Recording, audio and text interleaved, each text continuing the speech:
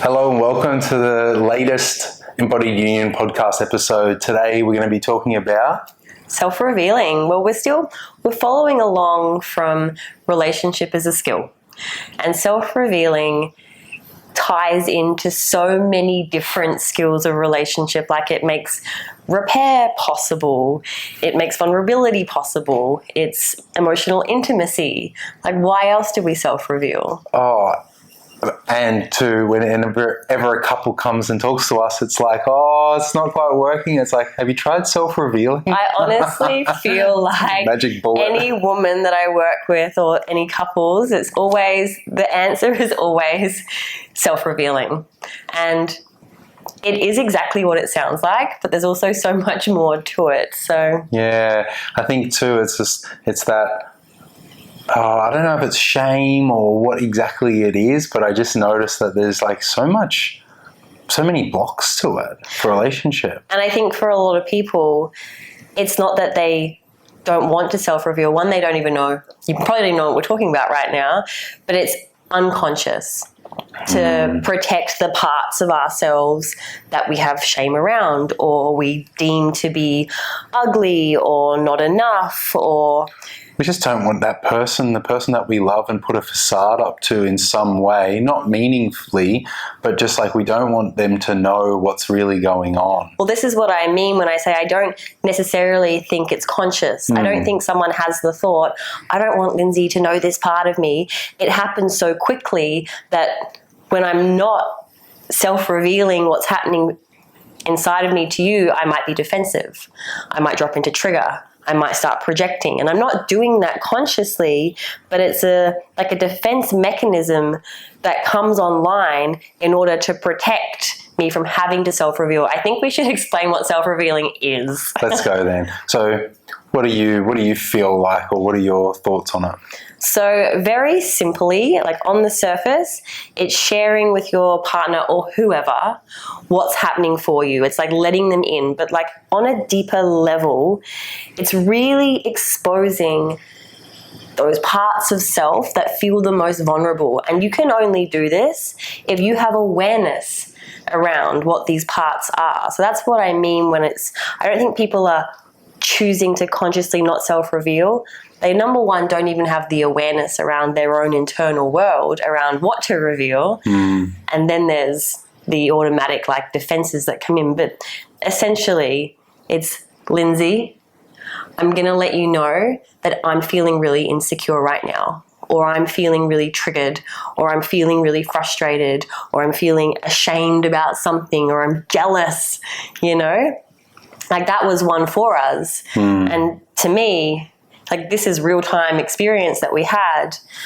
I self-revealed to Lindsay this part of me that was feeling really jealous. And I felt so much shame and embarrassment around the fact that I felt jealous. Like, I do this work, I teach this work, and jealousy to me felt like this ugly part. I don't want Lindsay to know that I'm jealous and insecure. That's not attractive. So I have that story. And so I'm self-revealing. I'm letting him in to the deeper truth around what's happening in my body. Like, do you want to offer something? What do you think it is? I know we're on the same page with it. I think that's like pretty much sums it up. So I would only be repeating. I think the awareness piece is so important, that when we come into a relationship, we have a level of self-awareness of self, of our past, of our baggage, of our triggers, of whatever is going on, and not that we actually hide it from our partner. It's like, here's me. How can I reveal that and not make my partner have to work for it? Because I think the benefits of self-revealing shows itself in relationship, where when you reveal, I don't have to figure it out for you. You're coming to me to help and to open and to reveal those parts of you, so we don't have to dance around the elephant in the room or work around it, these unspoken things. So I think it's magic in that sense. And it's just, I want to make sure it's really clear, like the nuances of it, because on the surface, it can just sound like, okay, self-revealing, I'm feeling mad, I'm going to let Lindsay know that I'm mad. But yes, that is a part of it, but the deeper truth, and this is why awareness is so important, it's like, Lindsay, I'm mad because what just happened triggered this part of me that makes me feel not good enough. So you're not just self-revealing like, I feel like shit. It's like you're actually letting them in on like the bigger story. So you have to have a level of self-inquiry and awareness to be able to do this, which is why we really advocate that couples not only work on the relationship, but they do their individual inner work, because to properly self-reveal, you do need that level of awareness, I think. Yeah, you need to know what is automatically always playing out for you already. Like prior to this, like in any relationship, you're going to have things that come up every single time with every single partner, and it's not the partner. And I think that's the part, is like when you have the skill of self-revealing, you have the skill of self-awareness. It's like I'm revealing this part of me that I haven't quite figured out yet. I haven't quite got it sorted out. It still needs some co-regulation. It still needs some care. I need you to see that part and, non-judgmental. It's like, and I think too that the trick of self-revealing is when we do it, it doesn't have blame in it. And we try and not bring it in a way that also has any charge in it either. So like you said, you're not coming to me mad, telling me you're mad. You're coming to me going, I'm mad because of my stuff, not what I did. I think the thing is we can still highlight that maybe it is something you said. Maybe it is something that you did. But because I have a certain level of awareness, I know that even though you might have triggered something in me, you triggered something in me. You didn't put something in me. You didn't put mad in me. You didn't put insecure in me. You might have you activated a wound that was already there long before I even met you.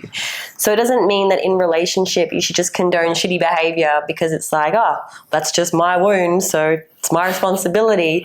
You still get to have a standard to be with a partner who's treating you the way that you want. But it's like knowing that you actually can't make me feel like anything, but you can trigger my stuff.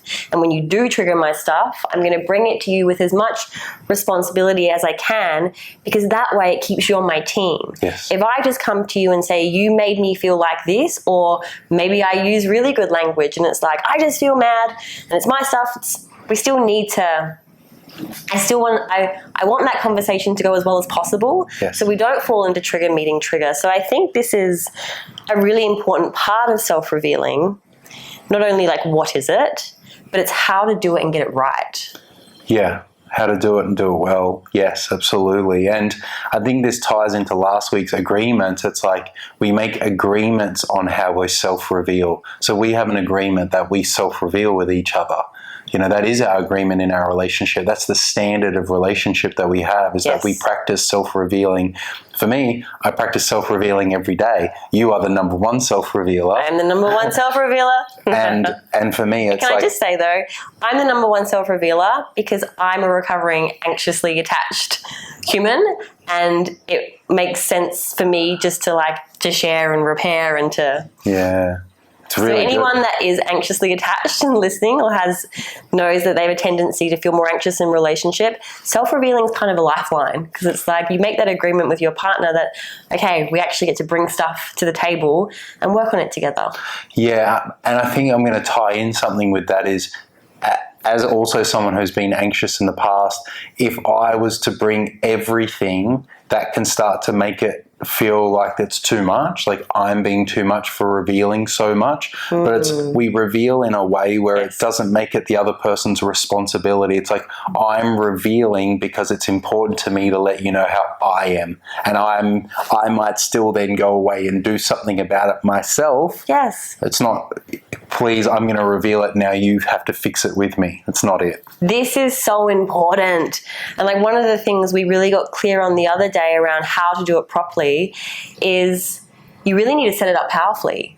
So I've fallen into this trap. It's like, well, I'm just being a good self-revealer. So if something will come up for me, I'll feel a trigger or a contraction and I'll go straight to Lindsay and it's like, I need to self-reveal, and then I'll just dump it. That's actually not the way to do it. It's like, but I'm just being a good self-revealer. Actually, I'm not. I'm being quite anxious, and I'm still just making it Lindsay's responsibility. I haven't even checked him with, can he hold this right now? Yeah, and that to me is part of that agreement. It's like when we come in to do this work and to self-reveal, it's like, hey, can you hold this for me? You know, which is what you did, you know, recently, where it goes a lot better. It's like we make an agreement before we set this up or before it actually happens, is that when we self-reveal, we need to make sure that we're both in a state of being able to have a conversation around it, because it's important. If we just say it as we're passing each other or a bit offhanded, it can throw the other one right out. Let's give the example. So this is the beautiful thing with this work is like we can teach this and we can still get it wrong. Yeah. It's constantly a practice. And recently we were in the kitchen and something came up for me, and Lindsay was making his breakfast and I came up to him and I was like, I need a self-reveal. I didn't even give him pause to like look at me, make eye contact, stop what he was doing, and I just said it. And then what I felt from him straight away was defense.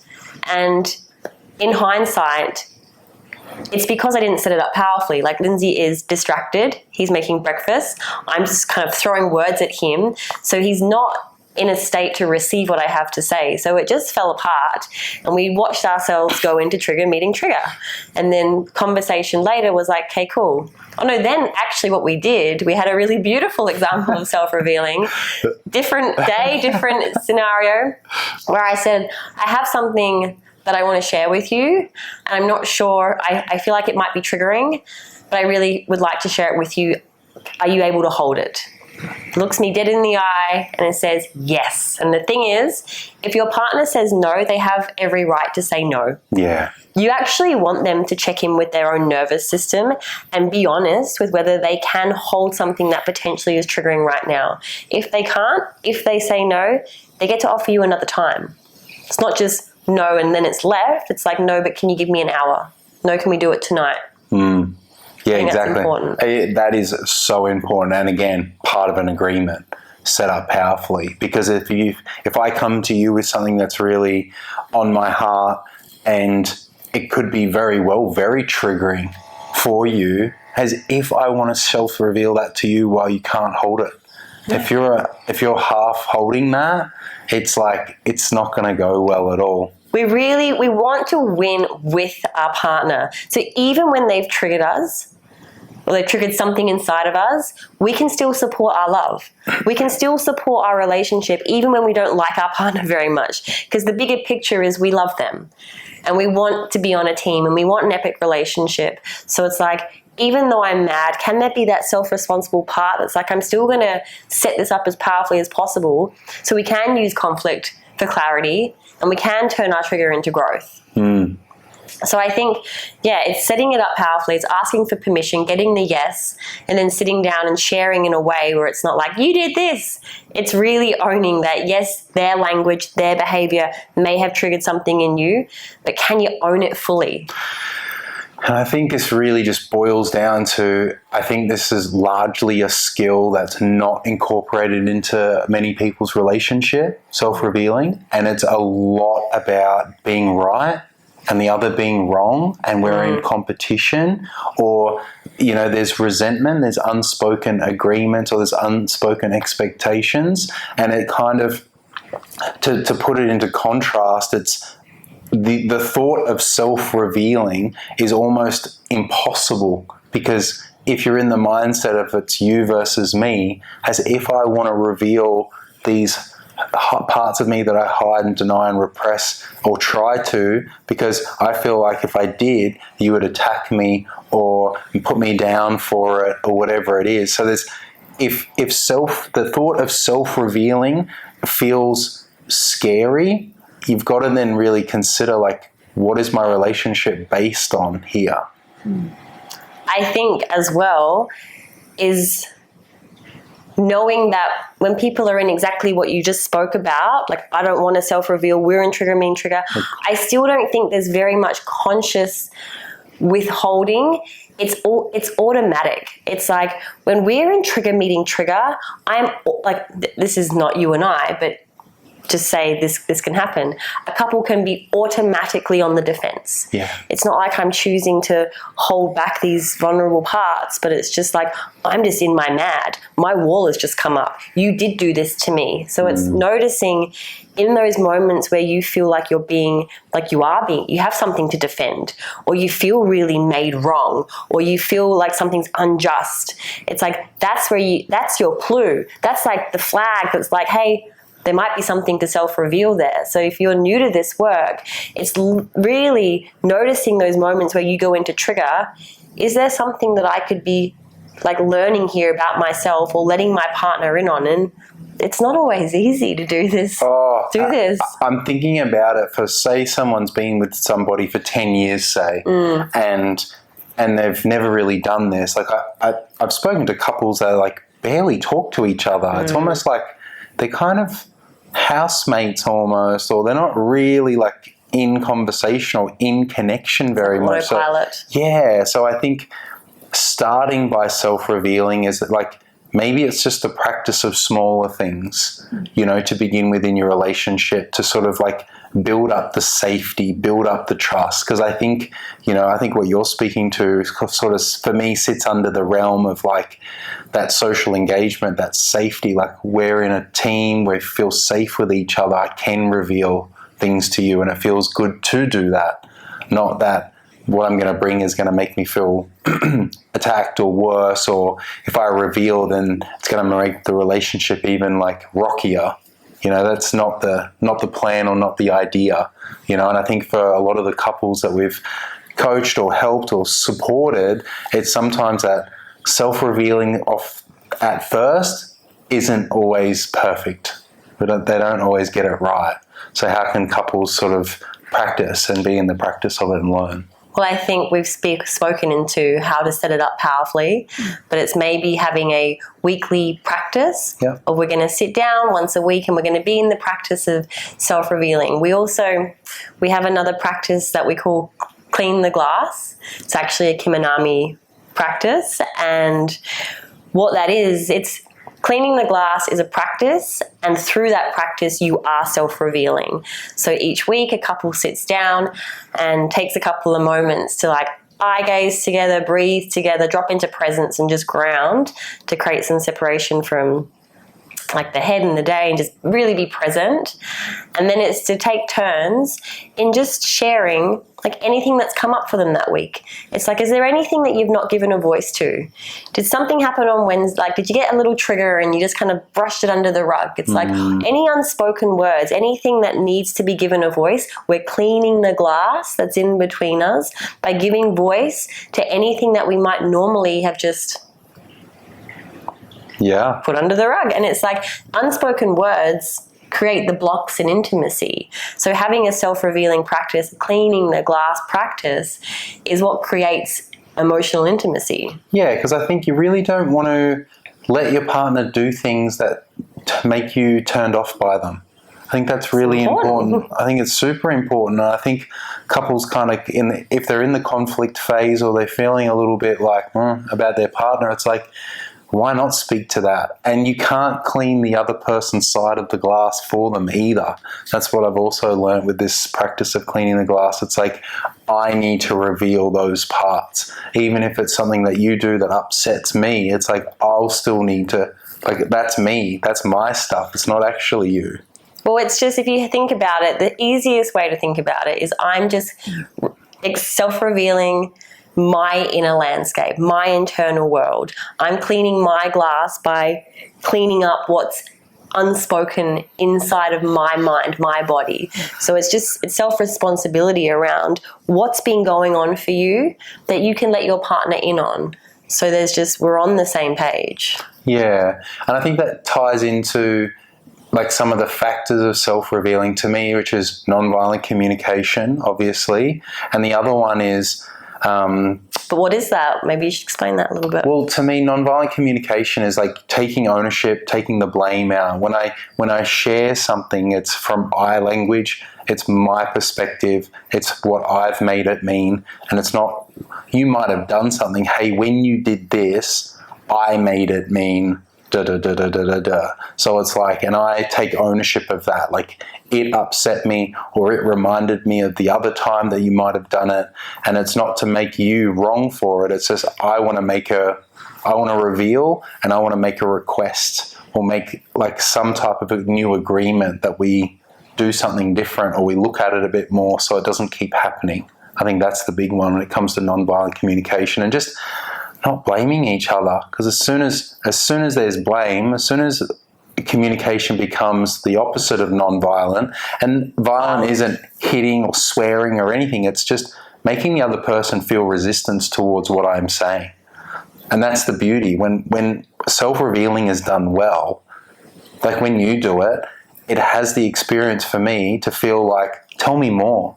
Like, I'm actually super curious, because the way that you're sharing it is letting me into you more, let me see you more. Whereas if someone's sharing and it feels like there's blame or judgment, it's so hard to listen, so hard to stay curious and stay like connected with the other person. So I think that's probably another way for people to understand it as well. Well, the minute we hear something, the minute we feel like we're being blamed for something, our inner child, our ego comes in, and we're not listening. We can't be present because we're already on the defense around, well, that's not how I said it, or that's not what I meant, or it's just we're not fully present. We've lost curiosity. That's a really good marker. Like, if your partner is sharing something with you and you have lost curiosity, then it's not going to go very well. So you want to be able to stay present and curious so you can actually take it in what they're saying and try it on. And so like self-revealing in this way is a really great way to keep your partner like engaged with you. Yeah, and I think the other part of nonviolent communication as well is just having the other repeat it back. And I think that often is the case, is like you can have lots of communication in a relationship and feel like you communicate a lot with your partner, but then they don't understand, or it doesn't come across as you remember or as it was delivered, and that's when the breakdown comes. So let's do a practice run of cleaning the glass so it's super clear. You happy to do that? Yeah. So do you want to be the triggered partner, or do you want to be... Yeah, I'll be triggered.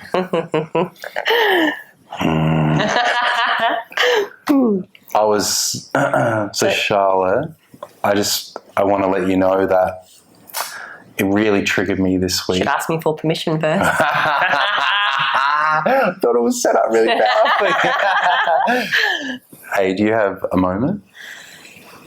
I would also set it up and if I was to do it, Lindsay, I have something to share. Do you have space? So really, it's not just you have a moment, because that's a bit of a trap. It's like, I have a moment for what? You know? All right, you set it up. Sweet man, some things come up for me and I would like to share it with you. Is now a good time? And if it's not, it's fine, but can you hold it? Yes. And then my little anxious part would normally come in and be like, are you sure? Like, I want to have a conversation. I don't want it to be a fight. Are you sure you can hold it? And this is where I have to hold my triggered part of not being trusted and not being believed. And I'm like, yes. I said yes, and I'm still committed. And the thing is, like with Lindsay, I can trust him now that he's truly checking in with himself. And if he can't hold it, he'll say no. But he has said yes. So then I would say, okay. So I noticed earlier at lunch today when you were on your phone and scrolling when we were having lunch, it really triggered me. It really upset me. I didn't say anything at the time, but what I noticed is that it just makes me feel like you're not being present with me, and I don't feel very good when we're together, but I'm not feeling your presence. It makes me feel like there's a lack of care. Yeah. So what I'm hearing is when we're at lunch and I'm on my phone, it makes you feel like I'm not present and that I'm not connected with you. Is that right? Yes. Yeah. Thank you. So the thing is, when having having someone repeat back what you've said and them getting it right, it provides this internal cohesion. It's like, I've said it, he's heard it, we're now on the same page. And at this stage in cleaning the glass, this is where Lindsay could ask me. I was about to. Yeah, so is there something that you want set up? Because I'd be happy to set something up so it doesn't happen again. It would make me feel amazing if when we are out together that we can just like, I don't know, phones are in the bag, or we just have a commitment that we're just being present, unless we've made an agreement that we are going to be on our phone or have work to do, but just we have that. I would love an agreement of presence when we're together, if you're open to that. Yeah, I'm open for that. So my commitment is if we're out for lunch, we're out like that, the phones stay away, stay in the bag. Thank you. Yeah. Thank you. And so that's an example of how it can go really well. But it's like, I didn't make him wrong. I didn't say, you did this and this is this. It was like I owned the part of me that felt lacking of presence, not cared for. But it was just done in such a way where it's like...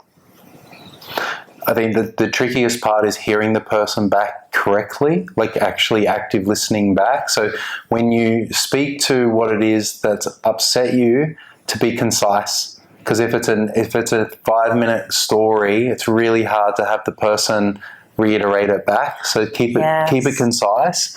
And the other part around that is, I think that's probably the biggest one. And I think that's often where couples fall down if they've got things stacked up from like years, like resentment that's built up. When they get given this space to talk, it's like a dump of just like all of this stuff. And it actually, there's something else you can do with that, right? Like cleaning the glass is not the process to just drown your partner in everything that you've never shared, because the practice will get lost. Yeah. Do you mean clean the glass or self-revealing? I think when you sit down to clean the glass, like you said, to keep it articulate, to really just stick to one thing at a time and let that be. Otherwise, the practice will get lost. It's too technical. It becomes about too many moving parts. Well, because one of the most important parts is repeating back and active listening. If it's too many things, it's like, and if you're listing one thing after one thing after one thing on your partner, and they're just hearing this, maybe for the first time, it's, especially if you're new to this kind of work, that poor partner is going to struggle to stay present and potentially like just not take it personally. And because even for me, like I didn't speak it back perfectly. You know, I know there was something different that you said, so I know I didn't quite exactly get it right. I think as long as the meaning lands for the person, and that's the thing, if your partner repeats it back to you and they didn't get it right, how can you not take that personally and you just go again? It's like, that's not quite what I said, and you speak it again. And the partner repeats again. It's a slow process. Has to be slow, has to be self-regulated, as in like if I get it wrong and I speak it back and you're like, that wasn't it, that's not for me to fall into trigger. You know, it's like I've got to hold that and really be curious and listen and be effective and be a good partner and, you know, aim to come to like a great outcome. Because this is the thing, it's a positive feedback loop. When couples start to learn the power of self-revealing and cleaning the glass, it's like all of a sudden they become on the same page. And the communication starts to work even better than it ever has. And then the intimacy starts to happen and the connection is happening. And it's like, it's a massive snowball. And it's so powerful. How amazing it feels when you share something that's triggering you and your partner, it lands and they're just like, oh, they take it in. They offer something different. That's like, they don't fall into trigger. Like it's the best gift. I think it's just amazing. It creates so much, like you said, the intimacy that comes from it. Yeah, absolutely. I hope that's really clear. And this is a process that we take couples through. And if you would like to learn more, you can always reach out and we can support you in that way. Does that feel complete for you for self-revealing? Yeah, self-revealing is definitely a massive skill in relationship. And please map it across to all relationships, like friendships, like setting boundaries at work. It's like anytime You have something going on in your inner world, and like let the other in. Let someone in. Let them see that. It deepens relationship. Vulnerability does, and admittedly, it does take a level of vulnerability to be able to self-reveal. Vulnerability and awareness. Big key factors. All right, that's it from us this week. I hope you've enjoyed, and we'll see you guys Get self-revealing next week. Love you. Love you, Greta.